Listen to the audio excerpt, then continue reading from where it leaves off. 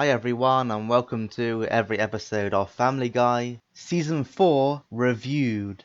This is going to be quite the video, as this season is a mammoth 30 episodes long. That is including the last 3 episodes, which are the Stewie Griffin The Untold Story movie. They are technically counted as part of this season. This is also the first season back, after a few years hiatus where the show was cancelled. I'm not too worried about that, as I remember this season being of good quality, and Seth MacFarlane had quotes at the time where he said that he felt a break did the show good, and I can see where he's coming from. I'm sure it did help the writers at the time with any potential burnout.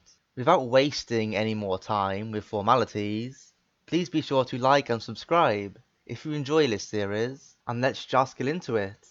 Season 4, Episode 1, North by North Quahog. Peter and Lois go on a second honeymoon to rekindle their marriage, but they end up getting Mel Gibson mad when they stay in his personal hotel suite.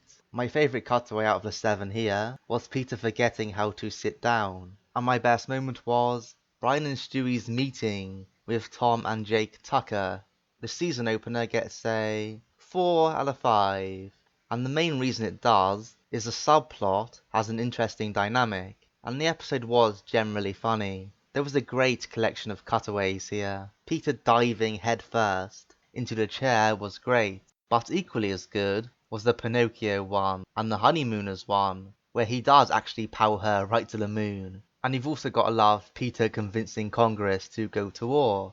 The actual main plot I was not that into. Lois being so shallow about Peter's looks was ironically not the best look itself, and they never came up with anything new regarding the Mel Gibson debate. That was all the rage at this time. I was much more into the subplot though. Having Brian, and especially Stewie, be the parent figures to Chris was a masterstroke. It's great how naturally Stewie takes to the role.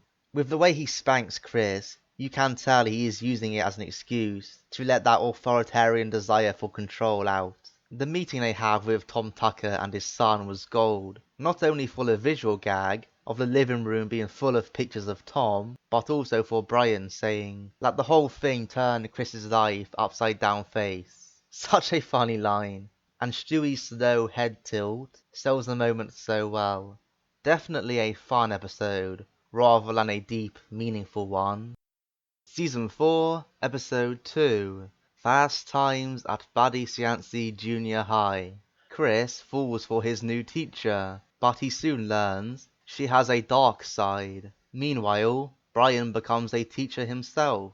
My best cutaway here was Meg acting like a hamster after being left in her room, and my best moment overall was Stewie fooling the cop by pretending the dead body was alive. This one got a 3 out of 5. This is the same as the first episode, in that it features one story with an interesting dynamic, and another that isn't so interesting. The only difference was that this one wasn't as funny, hence it being a rating lower. Let's start with Chris and his big-boobed teacher. At first it seemed like it might be going somewhere, but the more serious it got, with the whole murder plot, the less I felt invested in it.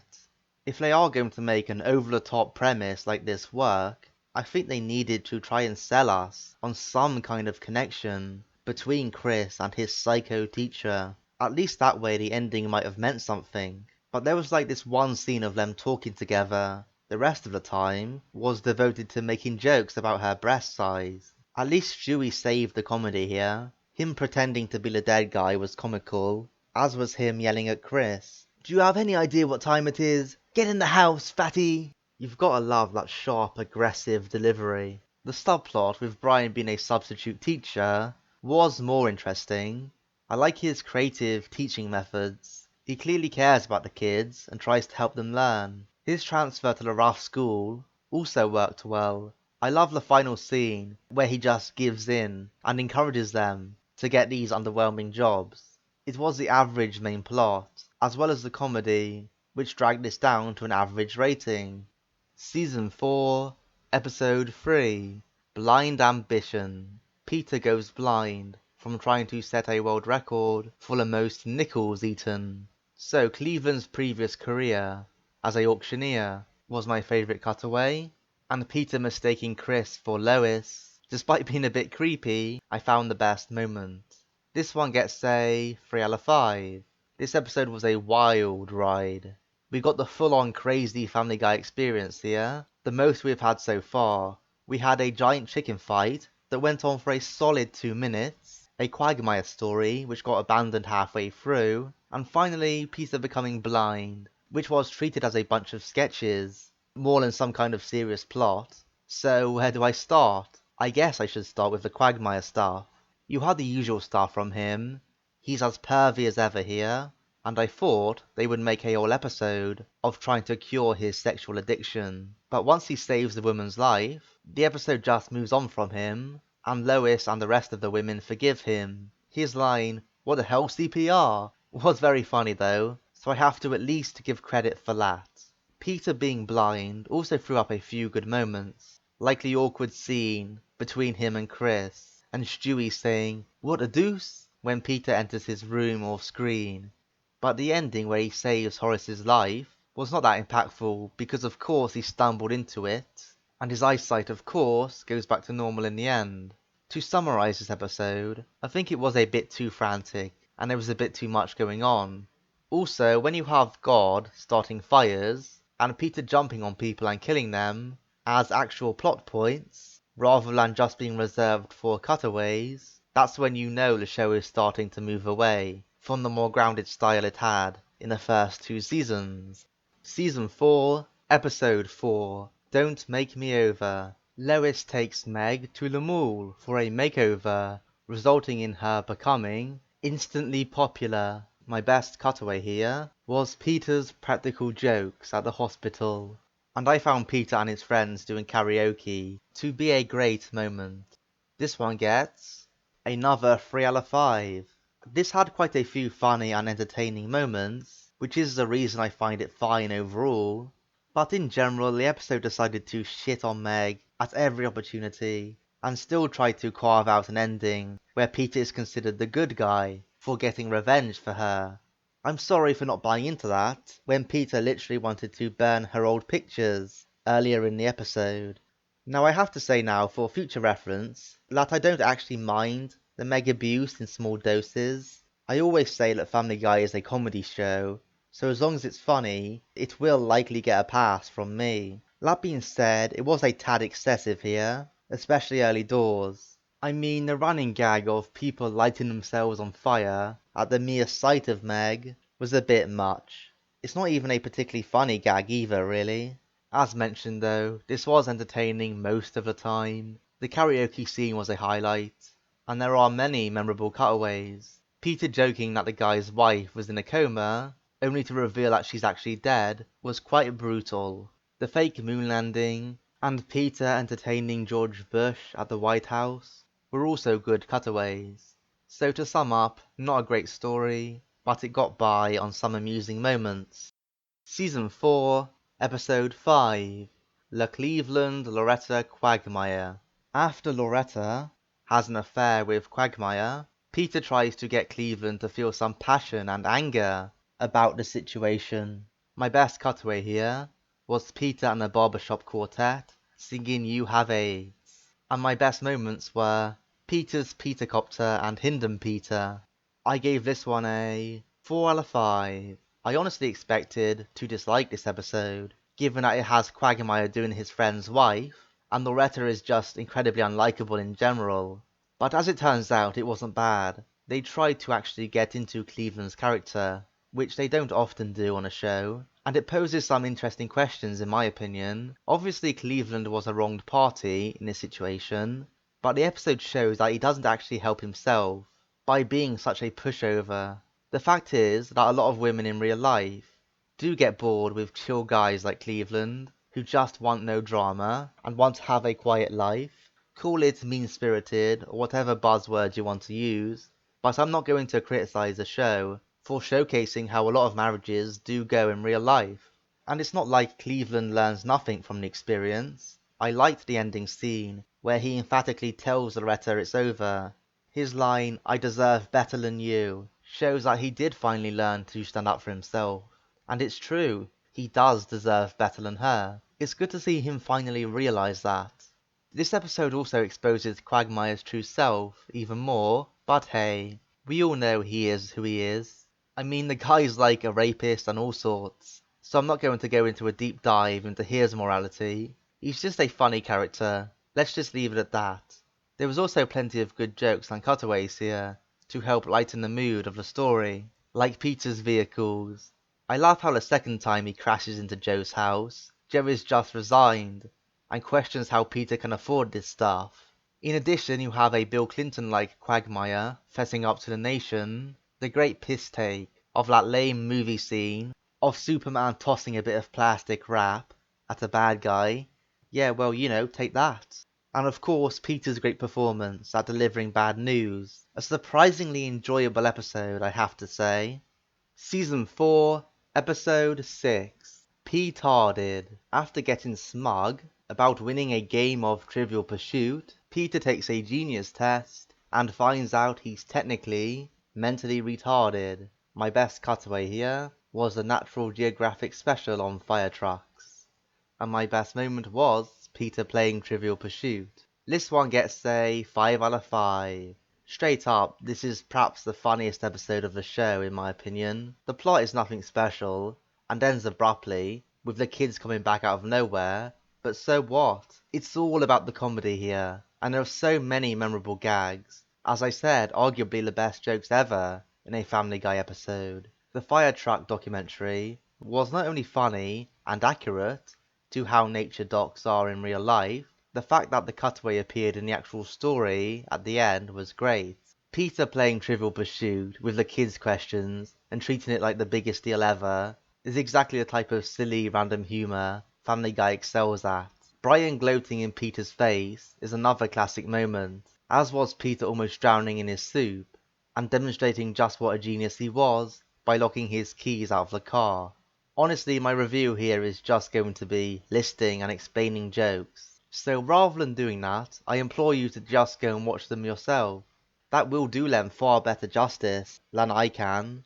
I also did talk about this in my top 10 episode list for Family Guy, which I did a few years back, so my slightly more detailed thoughts are out there if you want them. For now though, just know that I find this episode absolutely hilarious. Season 4, Episode 7, Brian the Bachelor. Peter, Joe and Quagmire drag Cleveland to auditions for the show The Bachelorette. However, it doesn't go well, and Brian ends up getting on the show instead. My best cutaway here was Brooke recalling her date with Quagmire, and my best moment overall was Stewie teasing Brian about his ongoing novel. This one gets a 3 out of 5. Despite trying to tell more of a story, this didn't fully click with me. The main plot of Brian and him falling for this girl on a reality show had the potential to be better. That is, if they actually had it be an authentic relationship, where Brian gets heartbroken in the end because she was not who he thought she was on the show. That would actually pose a proper test for Brian, and have him be the one who has to make the difficult decision about whether he wants to leave the situation or not. Since Brian is the character we care about, not Brooke, that would have made more sense in my opinion. Instead, Brian comes off as a bit stupid as he gets suckered into the reality show and actually thinks Brooke is into him, only to find out she isn't as soon as the cameras stop rolling. Sure, he does finally move on, but not before loads of scenes of him being a creepy stalker. The whole thing came off as a lukewarm satire of reality shows, which was an underwhelming way to take things in my opinion. The Chris subplot was somewhat amusing, with the evil talking Zit, who acts like Audrey 2 from Little Shop of Horrors, but obviously there was no substance there. There were some decent jokes here which helped the episode out. Brooke's date with Quagmire, where he planned to make a threesome with his mum, is exactly the kind of nasty stuff you expect from him. Well, that and drugging her, of course. The best bits here though were Stewie exposing Brian for not finishing his novel. Just his voice getting higher and higher is gold, and so are some of the phrases. Some twists and turns. Everyone learns the hero's journey is not always a happy one. Rate that impression out of 10, guys, please. And you can tell that Brian is uncomfortable with it, because he knows it's the truth. Still though, that one great moment isn't enough to make this episode great overall. Season 4, Episode 8. 8 Simple Rules for Buying My Teenage Daughter. After Peter runs up a $34,000 bill at the pharmacist, he sells Meg to the Goldmans as payment. My best cutaway here was Adolf Hitler and Eva Braun not committing suicide. And my best moment was the family all being sick after drinking Epicac. This one gets a 3 out of 5. This one is solid but not spectacular in both the plot and jokes regard. I liked the Stewie babysitter subplot the best. Stewie is at his mischievous best here. His rant to his babysitter's boyfriend Jeremy is hilarious. It's maybe not so hilarious that he locked him in Brian's car and he ends up dying, but hey, don't mess with Stewie, I guess. The Meg and Neil plot I couldn't care less about really.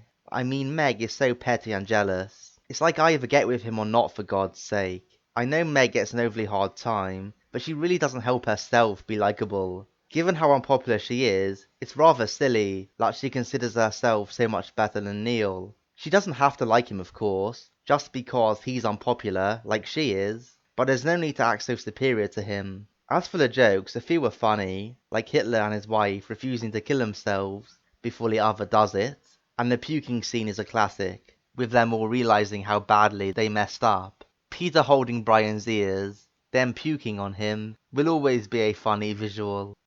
Season 4, Episode 9. Breaking out is hard to do. Lois becomes a kleptomaniac and gets sentenced to prison. Peter decides to smuggle her out of jail, but the family end up on the run from a persistent Joe. My best cutaway here is who else but Quagmire? And as you can see there, my best moment was Chris getting drawn into the Take On Me music video. This one gets a 5 out of 5. This turned out to be much better than I expected, purely for entertainment value. Lois shoplifting, leading to the family being on the run, is one of the more extreme plot points the show has done so far. Lois being this kleptomaniac is a big turn for her character, as this is the first time we have seen her really just breaking the law because she wanted to, and it felt good to do so. Her explanation that she did it because she was bored of the routine in her life and wanted that thrill and excitement is, I guess, somewhat believable, but obviously not morally justified. I can accept the premise though, because the scenes of the family on the run in Chinatown were fun, especially the bits of Joe going to ridiculous lengths to track them down, like getting a helicopter or hanging off the back of Lois's car with his bare hands. I like Joe as a character, so it's always good to let him show off his badass side. The jokes were good across the board, even the one about Lois letting go of Joe's hand, imagining Meg. Sure, it was cruel, but I still found it funny the first time I saw it. We got 2 great Quagmire moments. Obviously the Who Else But Quagmire jingle is a classic. The other one at the prison is good too. Other moments scattered through the episode which made me laugh were the guy joking with the mum about kidnapping her child, and of course the lovely animated scene of Chris getting pulled into the song Take On Me. Another iconic Family Guy moment right there. Season 4, Episode 10. Model Misbehavior. Lois pursues her lifelong dream of becoming a model. After initially liking the idea, Peter soon starts to see the negatives. My best cutaway here was the 4 Peters, and my best moment was Peter and Carter's plan to stop Lois being a model. I gave this one a 4 out of 5. So another Lois being adventurous story, hey? I didn't care for it too much. There was no character stuff there really, just a few jabs at the model culture and that's it. The ending was also predictable, that Lois quits modelling as soon as Peter said he was okay with it. I did at least like the bits between Peter and Carter. Carter says he has a plan to deal with Lois, which turns out to be just straight up kidnapping her. I don't know why I found that so amusing. I think it was just the suddenness of it, that they went from talking to kidnapping her just like that. The Brian and Stewie work subplot was one of the most boring and unfunny ones yet. Very rarely do we get a dud between those two, but this was one such occasion. There was just no energy there, and no jokes which made me laugh. As ever, what really made this was the little moments and cutaways. The 4 Peters is one of my favourites from the show. Such talent Peter has. Peter taking ecstasy is also great. I love the little glance Stewie and Brian give each other, like, yep, this is happening. There were many more funny moments here, which is why it's got a 4, but I'm not going to name all of them. Season 4, Episode 11, Peter's Got Woods. Peter befriends James Woods after feeling rejected by Brian. My best cutaway here was Peter playing peekaboo with Stewie, and that also happens to be my favourite moment overall. I couldn't find a moment I enjoyed more than that. The episode gets a 3 out of 5. Outside of James Woods, this didn't really work from a character perspective. I was not that interested in Brian's relationship with this new woman. Some of the pandering he does, naming black people as his inspirations, were just cringy. Likewise, Peter was a bit of a jerk to Brian, and the way they made up in the end felt unconvincing. One minute he's having the time of his life with Woods, the next, conveniently, after he had a chat with Brian, he starts finding him irritating. I did at least find the ending funny, where James is lured into the box by the cliché trail of candy, and it sets up the rivalry between him and Peter, which obviously becomes a recurring thing on the show. The jokes were a bit hit and miss, but are good enough. Peter's cutaway with Stewie was nice and wholesome, which is a rarity for this show. It's always nice to get that reminder that Stewie is a baby after all. Other cutaways I liked were Peter picking up girls at a Miss USA pageant, and Quagmire's Spanish son. Season 4, Episode 12, The Perfect Castaway. Peter and his friends get caught in a storm, and end up stranded on an island. After eventually returning from his presumed death, Peter finds that Lois has married Brian. My best cutaway here was Peter's Christmas songs, and my best moment was the ending. Let's get say 5 out of 5. This is an easy 5, one of the best episodes so far for me. It was consistently funny, with loads of memorable jokes and gags. Just to list off a few of them: the gang's Would You Rathers, Peter's fart off with Michael Moore, as well as his great little Christmas album, Peter eating Joe's legs, another classic, and even Herbert wanting a tricked out ice cream truck was impressive, just in how creepy it was. The story was also reasonably well done for what it was. For a start, I appreciate how they are continuing the continuity on Peter's fishing job. Them getting lost at sea is only natural, I suppose. I liked how they handled the family dynamic when Peter returned. Brian tries to do the right thing, helping the family, so Lois kind of felt she owed him loyalty. At the same time though, it was clear that she still loved Peter, so the two had to get back together again. The final scenes where Brian realizes that, and makes things go back to normal, was well done, even if he is left frustrated by it. He'll be in the basement if you need him. I ended up laughing as consistently at this as any other episode, and when you combine that with a solid enough plot, it's all good. Season 4, Episode 13, Jungle Love. Chris starts high school and gets picked on for being a freshman. As a result, he joins the Peace Corps and goes overseas. My best cutaway here was King Arthur Griffin, and my best moment was Peter wanting to play with the paddleball instead of finding out about Chris. This one gets a 2 out of 5. You know, the nuts and bolts of this story were there, but it was just not built upon in any way. Chris getting picked on as a freshman and going overseas to live with this tribe was a bit out there, but could have been something if they actually put work into building Chris's relationship with these people. They never did though, and once the family got there, it was just Peter acting like an ass. So not very fun viewing, in other words. At least the tribe also chasing Chris for being a freshman at the end was a somewhat amusing turn of events. This is the least funniest episode of the season too. Most of the jokes missed the mark for me, and a few of them went on for too long for good measure. At least the subversive joke about Peter wanting a bat instead of the paper was good. So was the King Arthur cutaway, where he says, "If I move it an inch, will you touch me?" A fair question to ask, I guess. Overall though, I didn't particularly enjoy this one. Season 4, Episode 14, PTV. The FCC starts censoring anything they deem inappropriate on TV, so Peter starts up his own television network, only to have the FCC start to censor him. My best cutaway joke here was there wasn't this much tension when the slaves were freed. And my best moment was, of course, the FCC song. This one gets a 5 out of 5. It was a great episode. It has some great satire on the FCC and censorship, and was one of the funnier episodes of the season so far too. The premise of something in real life triggering off a censorship campaign is very realistic, of course, and believe it or not, there are still people left in the world who aren't particularly fond of censorship, who will start doing their own material, which Peter does here. And the thing is, when people are forced underground to do their own work, it's often even more controversial and rebellious by design, because when certain people are told they can't do something, that makes them want to do it even more. Peter's show is a great example of this, but eventually even that gets shut down by the FCC. They didn't even stop there though. Censoring real life itself was their next move. This slow creep of censorship is exactly what we are sadly seeing more and more of in real life.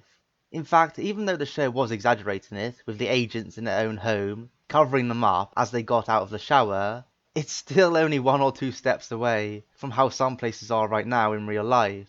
And that's always the best type of satire for me. Exaggerated, but not exaggerated to such an extent where you couldn't actually see something like this happening in real life. As mentioned, the FCC song is a classic. A very well sang song, with funny lyrics and a good visual montage on screen. There are so many great jokes here, so to name but some of them, the really observant gag about it being awkward when the slaves were freed. Yes, I can imagine that might have produced some strange interactions. The censored version of the Honeymooners, Ozzy Osbourne eating a sandwich, etc, etc. A contender for best of the season. I will have to check to make sure at the end.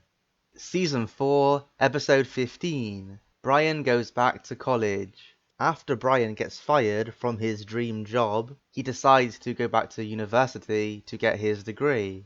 Meanwhile, Peter and his friends win a costume contest as the A-Team. My best cutaway here was Stewie at Woodstock, and my best moment was Lois chasing Brian with the vacuum cleaner. This one gets a 4 out of 5.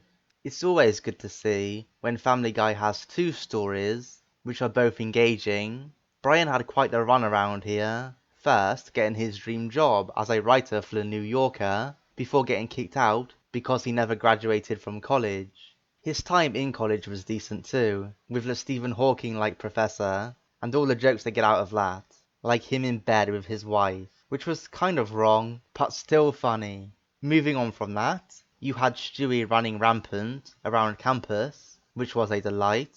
Sure, Brian's moral dilemma over cheating wasn't that impactful, but the ending bit, where the family say he should have cheated, was kind of funny, in just how much of a gut punch to Brian it was. We also had a solid A-Team parody to enjoy.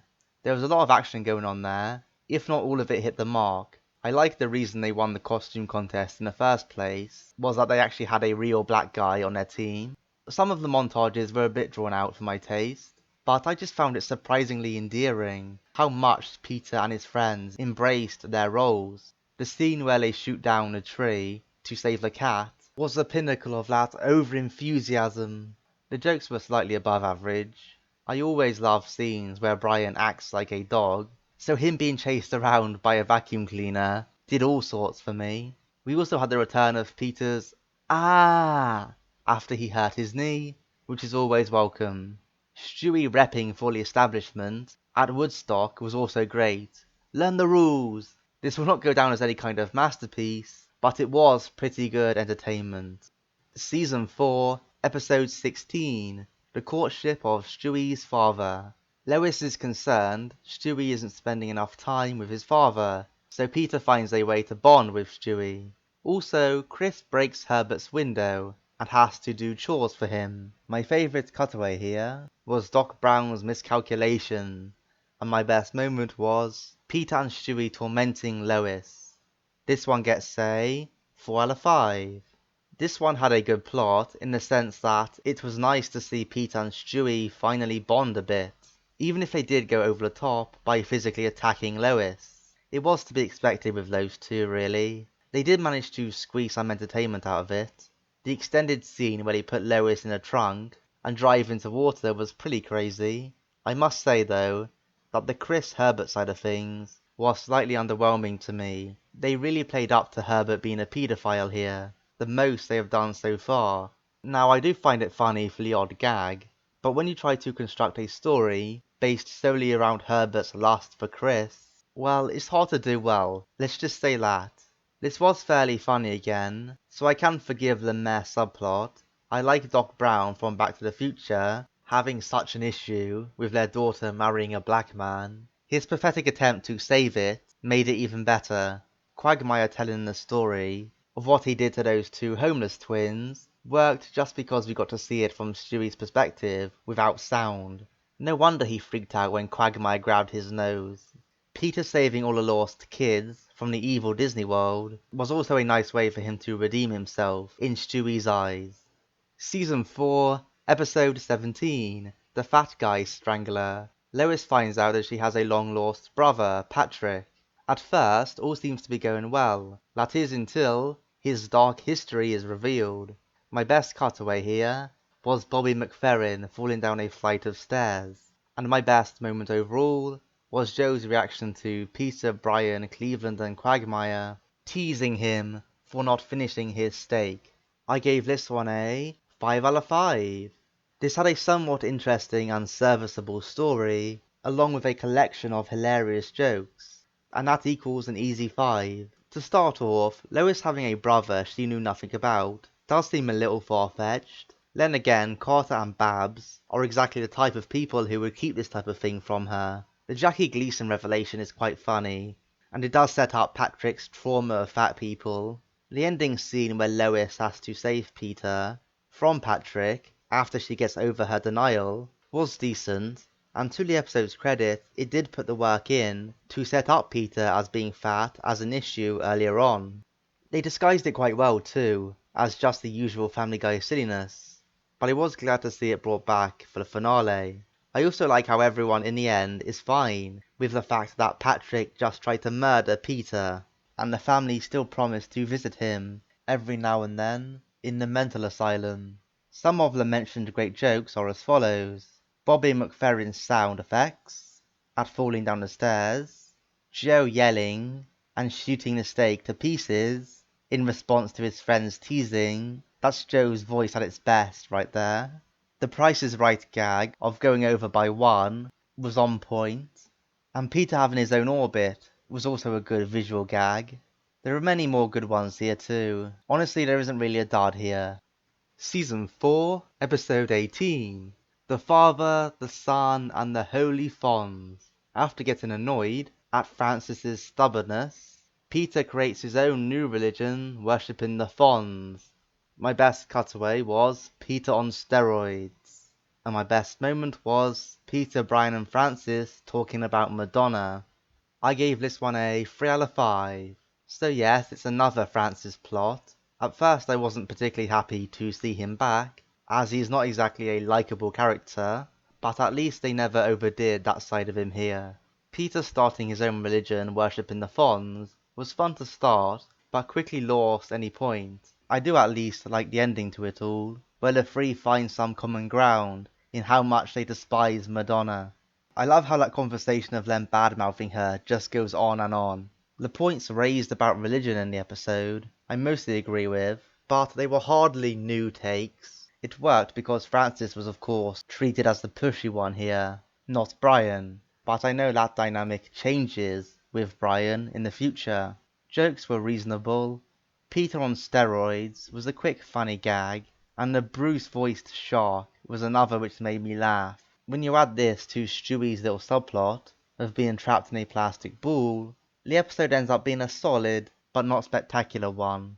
Season 4, Episode 19, Brian Sings and Swings. Brian has an existential crisis. However, he finds a new lease on life when he gets the opportunity to tour with Frank Sinatra Jr. My best cutaway here was Edison hoarding the electricity, and my best moment was the super mega lesbians.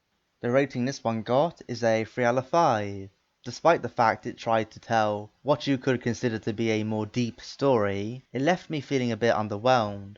I can see why people would like it. If you could connect with Brian's turmoil about thinking he is meaningless in the bigger picture of life and the universe, reality, whatever you want to call it.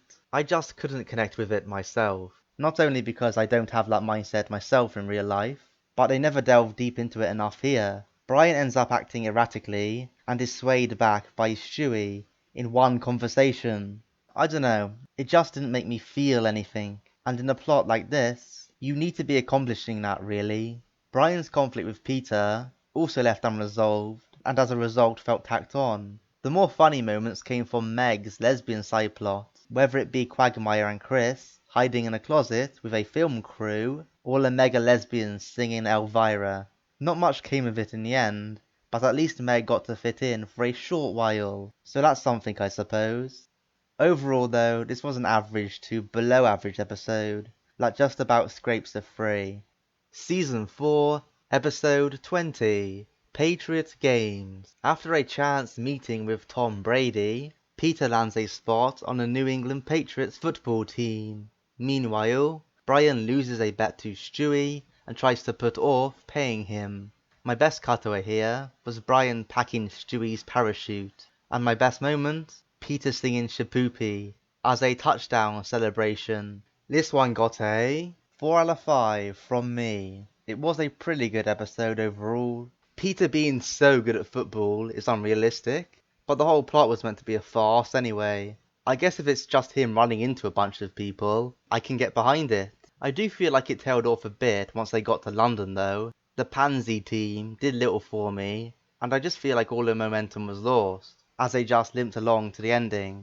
What makes this shine despite having an average story, and a relative lack of cutaways, is a number of iconic and funny Family Guy moments. I mean, just getting Tom Brady on the show is a big deal for a start, but in terms of the actual content, the Stewie and Brian money subplot is a classic. The way it starts off with Carol Channing beating Mike Tyson, that's over the top enough, but just how overboard Stewie tortures Brian over his $50 is incredible any way you look at it.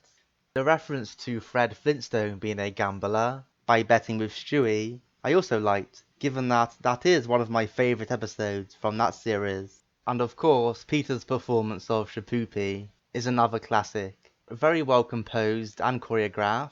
The animation is spot on with it too. They just took it right out of Music Man and put it straight into Family Guy so seamlessly. So yeah, not the greatest in terms of quality, but this does have that iconic nature to it. Season 4, Episode 21, I Take Thee, Quagmire. When Peter goes on a game show and wins a maid for a week, Quagmire becomes smitten with her and ends up popping the question. My best cutaway here was Peter selling Crystal Pepsi, and my best moment was, of course, Quagmire's fake death video. I gave this one a 3 out of 5. This starts off in a bit of a rush and ends in a very status quo way. In between all that, we had Quagmire get into a marriage with this increasingly crazy woman, which ended up becoming more uncomfortable than it was funny. I don't think anyone buyed that Quagmire would end up this changed man, but they definitely could have made the journey more engaging than this. It was kind of cliche how it played out, so again, like with so many Family Guy plots, I kind of tuned out to what was going on and just paid attention to the jokes. Also, like many Family Guy episodes, it was still funny enough to make this a decent watch. Among the fair share of good moments here was the fake death video, with Peter thinking up the most nonsensical events possible. I think his hand moving the toy dinosaur across the screen was my favourite bit. In terms of other good moments, Peter's Crystal Pepsi ad I liked, because let's be real, he came up with about as good a selling point for that product as anyone conceivably could. The final bit of death, accidentally killing people by touching them, was a very humorous way to wrap things up by getting Quagmire's wife out of the way. Season 4, Episode 22, Sibling Rivalry.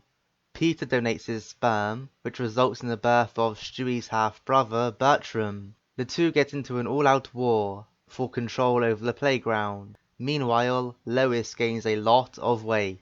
My best cutaway here was the letter Y annoying the other vowels, and my best moment was Peter embarrassing Lois at the restaurant. This one gets a 4 out of 5. Just a fun episode this. Both parts are worth watching. The scenes of Peter fattening up Lois are all classics, as are the bits with him embarrassing her in a restaurant. His line about only fat women being fat is one I found particularly funny. The main plot worked because, as ever, it's always fun to see Stewie bring out that badass side of his personality, and bringing Bertram back after Peter donated his sperm was a clever thing to do. The over-the-top battle they have with the planes and helicopters was very enjoyable, as well as their little slap fight on the way down as they're parachuting. Other moments I liked was the board meeting between the vowels where Y just comes in chatting on the phone, the little Ice Age scene. Peter looks like the new version of himself there. I don't have much else to say about this. It was just funny, but not that interesting to analyse. Season 4, Episode 23, Deep Throats. Brian finds out Mae West and Meg are dating and tries to catch them. Meanwhile, Peter and Lois do weed. My best cutaway was the talking cars in a TV commercial. And my best moment was Brian and Stewie spying on Meg and Adam West. I gave this one a 4 out of 5. Unlike a lot of the recent episodes, which are getting by mostly on the comedy, this actually had a decent story to tell. Meg's relationship with Adam West at first seemed creepy, but by the end it's revealed that he wasn't actually in some kind of sexual relationship with her. They just enjoyed spending time together. Now you can still say that West shouldn't be doing even that with his intern, but at least he seemed to genuinely care for Meg here, when he agreed to take the fall for her. It's also understandable that Meg enjoyed his company. Let's face it, she likes it when anyone pays attention to her. The final bit of Brian doing the right thing by not exposing the two of them was also a rare sweet moment. The subplot of Peter and Lois on weed was fine. There were a few funny moments, like them weeding out Brian and Stewie by being naked on the couch. Their actual music performance, compared to what they imagined they were doing, was also a funny difference. As far as cutaways, the talking cars were great, with how awkward the dialogue was, and how the pink car ends it by saying, "Let's not rule anything out." Great stuff. Peter singing the old internet meme, "Ding fries are done," was also okay, even if it was a little drawn out. Season 4, Episode 24, Peterotica. Peter starts writing erotic books, published by Carter, which become a big hit in Quahog. However, Carter gets sued, and they have to find a way to get back his fortune. My best cutaway here was Peter's rat farm in the basement, and my best moment was Peter and Carter's attempts to make money. I gave this one a 4 out of 5. Peter and Carter teaming up is usually good, and this one again provides a lot of funny moments. The opening bits of Peter writing erotic novels worked well, especially as they actually got Betty White to read it, but it was mainly just there to set up the main bits of the plot, which were Peter and Carter trying to make back Carter's fortune after he went broke. Some of the things they get up to here, like selling pot to Meg, only for Carter to knock her out anyway, claiming that now they have the pot and the money. Or that awkward scene they video on the bed, where Peter went too far, he's weird. Those are just classic, over-the-top Family Guy scenes. The ending of Babs managing to get Carter's wealth back by marrying and then divorcing another rich man was quite the scam really, and surprise surprise, Carter once again abandons Peter as soon as he gets his money back. The Stewie Olympic training bits were okay, but kind of pointless. Some of the funniest things here, outside the general Peter and Carter stuff, were the family as sketches on the Tracy Ullman show. I liked how they looked and talked, and it was a nod to The Simpsons as well, I'm sure. Peter's rat farm in the basement is one of the more absurdly dark cutaways ever on the show. I liked it though. Just the premise that Peter keeps rats, which have to work to grow food in his basement, which of course has no sunlight, is funny enough by itself, but his evil laugh as the rat takes her clothes off is just too much. Meg's pathetic life at the mall was also decent. So yeah, this episode gets by on some ridiculous and funny moments, more than anything else. Season 4, Episode 25. You may now kiss the, guy who receives. When Brian's openly gay cousin visits and tells the family he's getting married, Brian has to stop Mayor West's ban on gay marriage. My best cutaway was Lois calling Peter more clueless than Popeye, and the ending in general was my favourite thing here. This one gets a 3 out of 5. I wanted to like this more than I did, as this episode did attempt to challenge these characters on their morals and opinions, and there was the odd good moment, especially at the end, which I will get to, but large parts of this felt a bit too in your face with the message. I mean, I personally have no problem with gay marriage.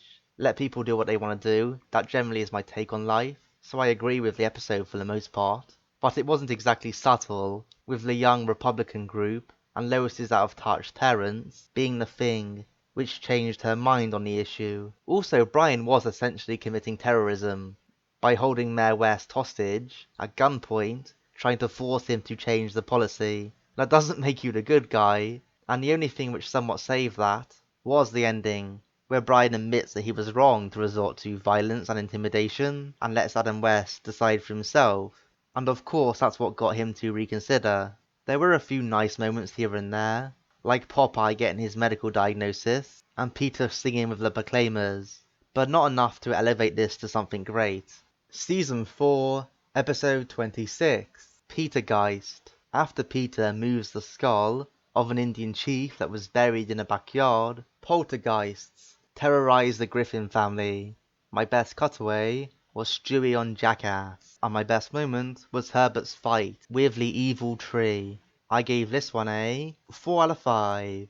This one went in a bit of a different direction, with a more horror type of vibe. I think it worked well as a departure from the show's usual format, because it did create a sense of atmosphere, and allowed us to get more invested in what was happening than you would get in the average Family Guy episode. There were plenty of interesting things and visual stuff going on. I mean, Meg's ass being a portal to another dimension where they have to retrieve Stewie from says it all really, in that regard. The ending maybe isn't the best. It's a bit rushed, but oh well, at least the journey was worthwhile. There were a number of amusing moments too. I liked the Rocky 6 commercial. The line, "That means there's no air for him either," is such a Rocky line. I have to give them credit for that one. Adam West getting the one-way sign instead of the beware of dogs sign was the typical nonsense we love from him. And as I said, I like the bizarre little action sequence of Herbert fighting this tree. Say what you want about Herbert, but he sure is determined to have Chris, isn't he? This was a fun experimental episode I very much enjoyed watching. Season 4, Episode 27, Untitled Griffin Family History. While trapped in a panic room, Peter tells tales of his ancestors, and as far as cutaways go, there was only one. So even though it wasn't amazing, by default my favourite one was when Peter's oxygen tank gets mixed up with a tank of Tony Danza's breath. And the fairly obvious best moment was Peter revealing to the family that he did not care for the Godfather. Oh my. I gave this one a 3 out of 5. It was a good job. I found a number of funny moments here, because I never found any of the stories of Peter's ancestors to be any good. None of them were interesting, and they all finished before they could get the ball rolling, with any kind of momentum. The best bits came from the family in real time. I like the silly setup of the panic room, with Meg being left with the robbers. Poor Meg, she gets thrown to the wolves by her family, and then even ends up getting done for sexual harassment, when even the robbers find her repulsive. That was a ludicrous scene, by the way. Still funny though. Other funny bits were the DMV scene, and the flashback where prehistoric Peter invents the wheel. I just like how dumbed down everyone is, with the caveman talk. "Brian, what hell?" For some reason I love that line from Lois. And of course the Godfather scene is indeed a classic. One of the best written Family Guy scenes of all time. The conversation flows so well, and feels quite natural. I also loved how irrationally angry Chris gets by Peter's admission. It almost makes you think that the writers have had these type of conversations in real life. Still though, the majority of this episode is the stories, so the scattered good moments sadly don't make it good overall, just average.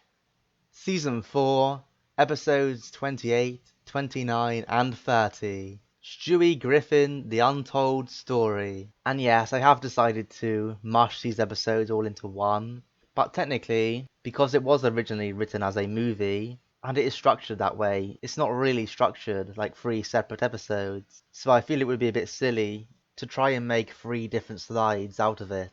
The 3 episodes were titled Stewie Be Good, Bango Was His Name-O, and Stu and Stewie's Excellent Adventure. But again, I'm going to combine all 3 of those into one here. And just so there's no confusion, I am rating the movie as a whole, but since it is technically 3 separate episodes, whatever rating it gets is going to count as 3 times that rating for the ending stats. Sorry it's a bit confusing, but hey, that is just how this season is structured. Don't put the blame on me. Anyway, enough of those formalities. On to the episode synopsis. After a traumatic event at the local pool, Stewie goes on a trip with Brian to find who he thinks is his real father. However, the man turns out to be Stewie from the future. The best cutaway here, and it was tough to pick one, because there were 53 over the whole thing, but the one which made me laugh the most was Peter on a Today Show, yelling at Katie Couric. My best moments of the whole thing were just Stewie meeting and finding out about his future self. So the overall rating for this whole thing was a 4 out of 5. And for something that was originally intended to be this long drawn out movie story, the structure of this is a little unorthodox. But then I guess unorthodox kind of is orthodox for Family Guy, so it fits. Obviously you have the intro and outro, where it has the full breaking of all the characters at the premiere of their own movie. It was an interesting way to frame the whole thing. The first half hour or so played out mostly like a normal episode. It sets up Stewie getting swimming lessons, which of course leads him to having his near-death experience. The hook that he found someone who he thinks is his dad definitely succeeded at getting me invested to find out the truth.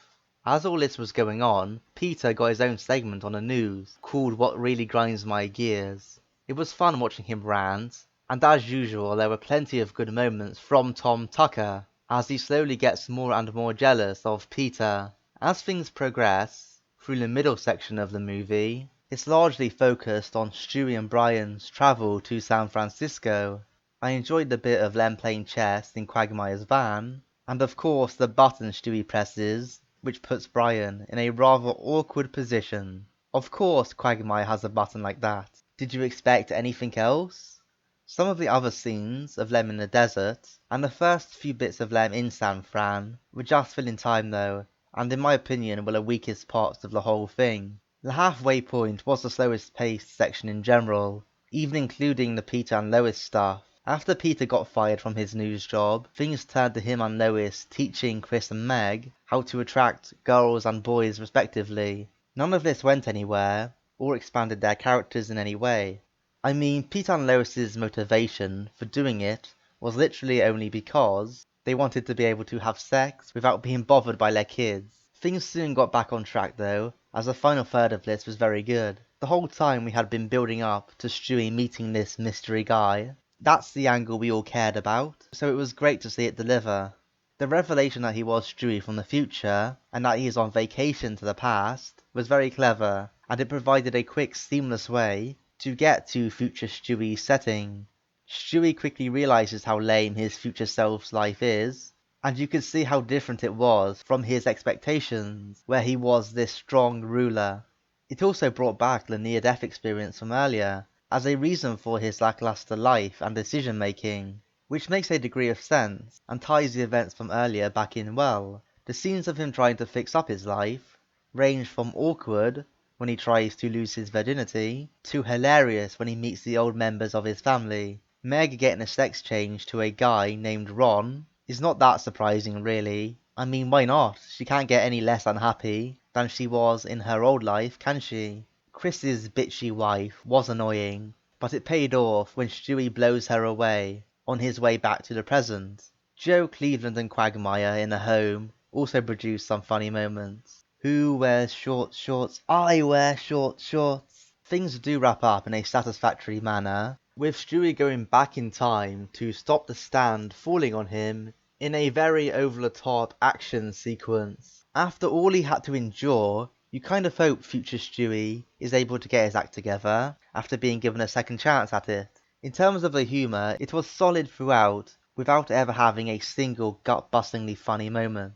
My favourite cutaways were Stewie checking people in for flights, and the whole sim sim salabim. Yeah, I cut back on that. Peter and the insufferable Bono on a desert island, and as mentioned, my favourite of all, Peter shouting Katie through the window on TV, after he literally trashes the building, and she goes, what? Here's, oh well, never mind. It's so shitty, like you've gotta laugh. To sum up this three-parter, this movie, whatever you want to call it was good. Not amazing, but good.